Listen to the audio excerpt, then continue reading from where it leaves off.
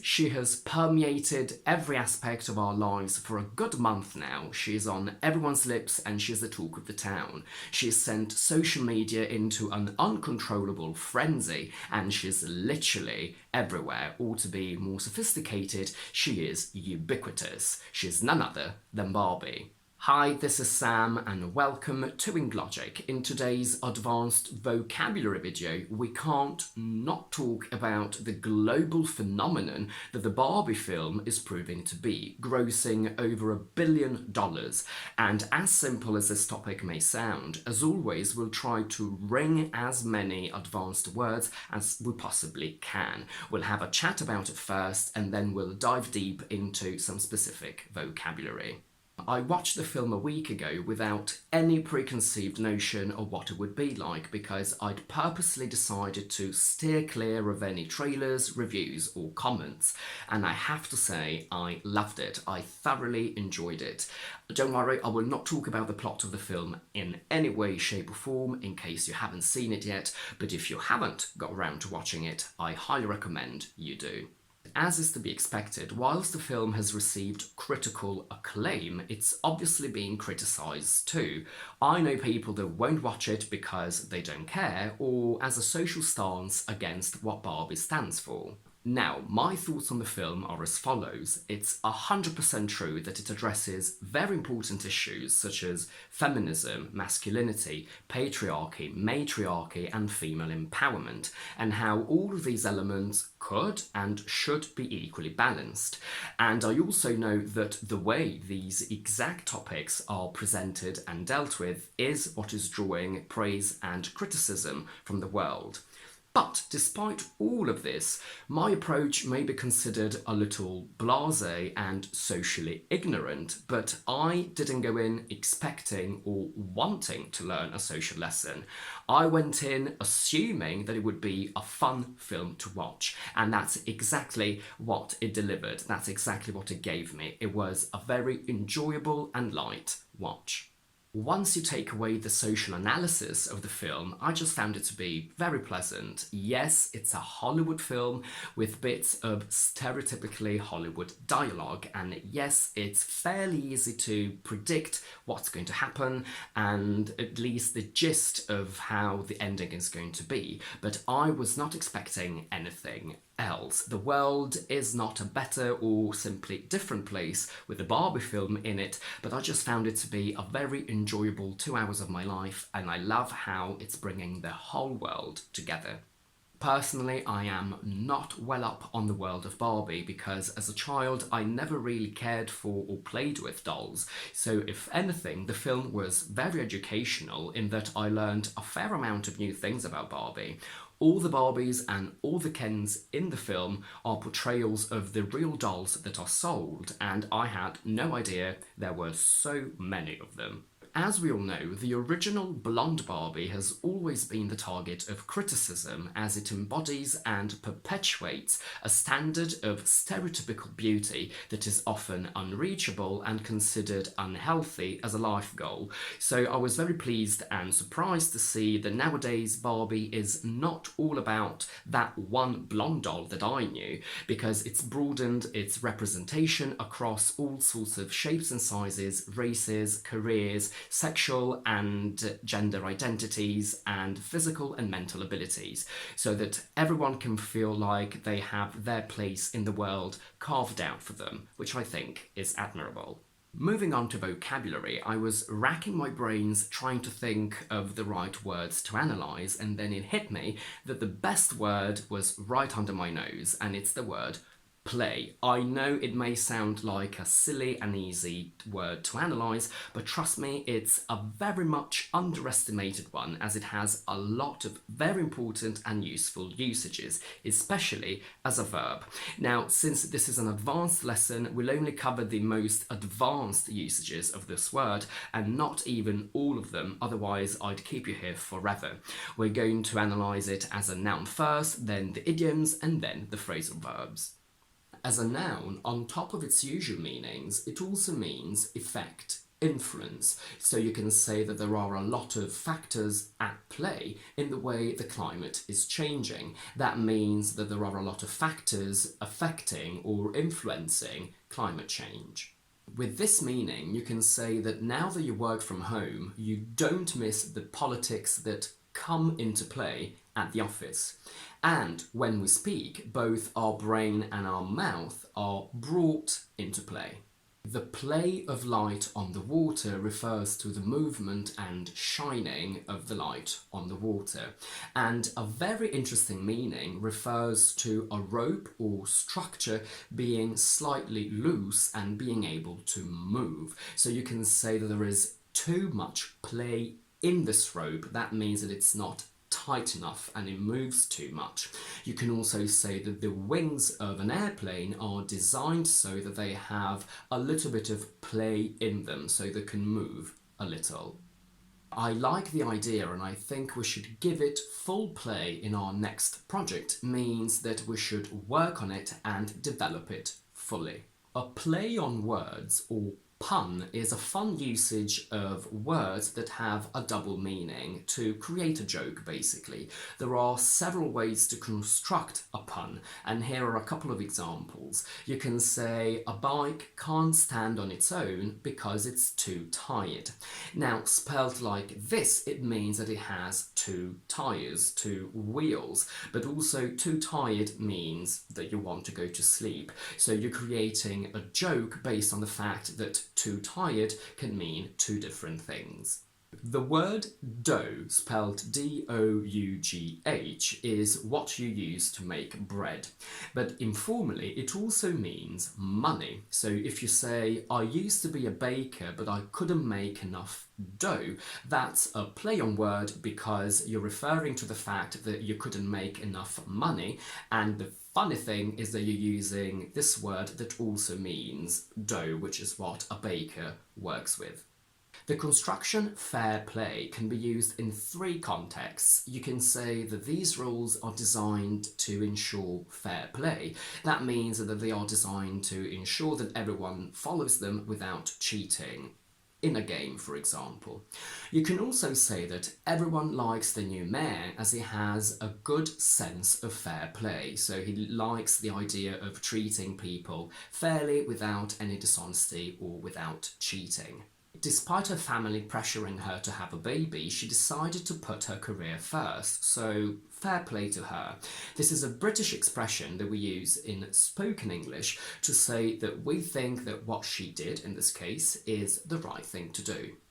The opposite of fair play is foul play, which in criminal English means a criminal act that results in damage, injury, and often death, usually with the intention to hurt somebody. So if you say that the detective has ruled out foul play, that means that they don't think that there was any malice, any intention to hurt someone, and whatever happened to this someone, maybe death, was just an accident, a natural cause. In a sports game, it refers to an unfair, cheating, and dishonest action. She was obviously making a play for him, and he knew that. Means that she was trying to start a romantic or sexual relationship with him. And if my manager resigns, I'll make a play for the position, means that I'll try to gain or to get the position. Related to the concept of playing cards, you can say that their lawyer is playing her cards close to her chest and we don't know what to expect. That means that she's keeping what she's doing a secret and you don't know what her next move will be. If you play your cards right, you might be up for a promotion soon. Means that if you make the best use of your assets and opportunities by saying and doing the right thing, you might be up for a promotion soon. To play into someone's hands means to do exactly what your opponent wants you to do without realizing it. So if he's provoking you because he wants to start a fight with you, you should not play into his hands by insulting him back, because he will use that as an excuse to start a fight, which is exactly what he wants. If you play an instrument by ear, that means that you play it without reading the written music. Maybe because you're either too good, so you don't need it, or you're too young to be able to read it. And the very important meaning of this expression is that you decide what you want to do based on how the situation goes, without making any plans. It basically means to go with the flow.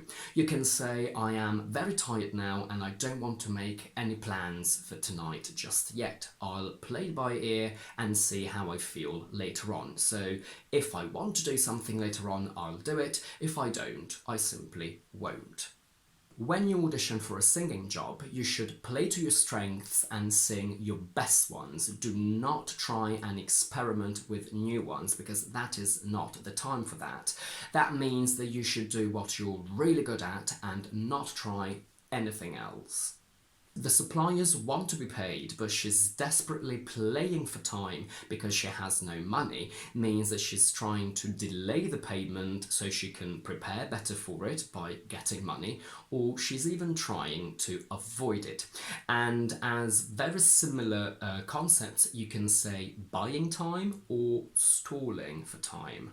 He played fast and loose with his inheritance, and now he has no money left, means that he was not careful with his money. Play happy families is a construction that you hear a lot in British drama or, well, TV in general, and that means that you spend a lot of time with your family doing normal things that happy families usually do, so that it looks like you are happy as a family, even though you're not. To play footsie means to touch someone else's feet with yours under the table to show them that you are attracted to them. And playing the field means having sex with a lot of people, and a synonym for that is to sleep around. We're now going to move on to phrasal verbs, but we are not going to cover them all. We'll only do the most important ones, and the first one is play up. To play something up means to emphasize something so that it seems more important and relevant than it actually is. You can say the government keeps playing up the benefits of the new law, but they never talk about the damage that it will have on the environment. That basically means that the government is distracting you from the negatives of the new law by overemphasizing the positives of it. If children play up, they behave badly.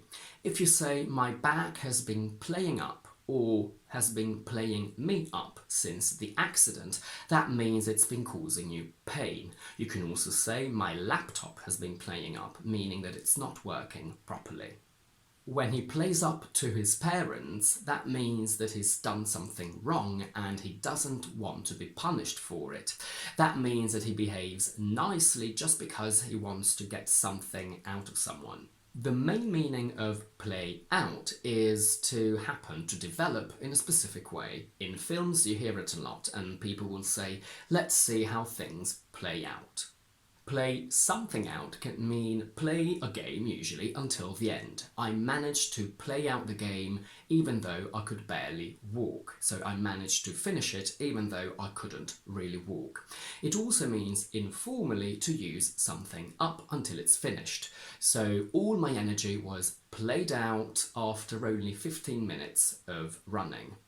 In this acting exercise, you can play out your fantasies and be whoever you want to be. That means that you can pretend that an imaginary situation is real. We can't do anything to stop an earthquake, we just have to let it play itself out. That means that a situation changes and develops until it can't change anymore, and usually it loses importance afterwards.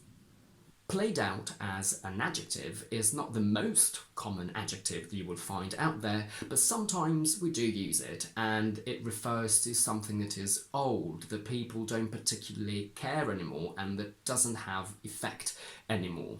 You can say that this reality TV show is played out. It was very successful and interesting and fun when it first started, but no one watches it anymore because they've got tired of it. It also means exhausted, so you can say after the game I was completely played out. My boss plays on my fear of getting fired and gets me to do everything for him means that he makes unfair use of your feeling of fear to get what he wants. We have a construction for when we don't understand what someone is doing or why they are doing it, and we are very angry, shocked, and annoyed.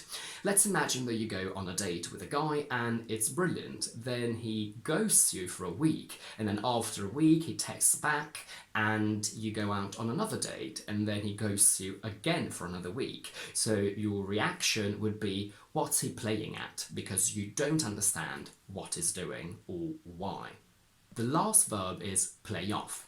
The two finalists will play off at Wembley Stadium means that they will play the last game in the competition to determine the winner.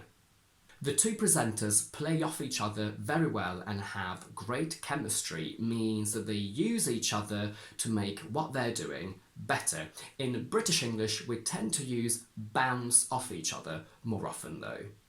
But if Tom is secretly trying to play his team members off against each other, that means that he's encouraging them to argue with each other so he can benefit from it.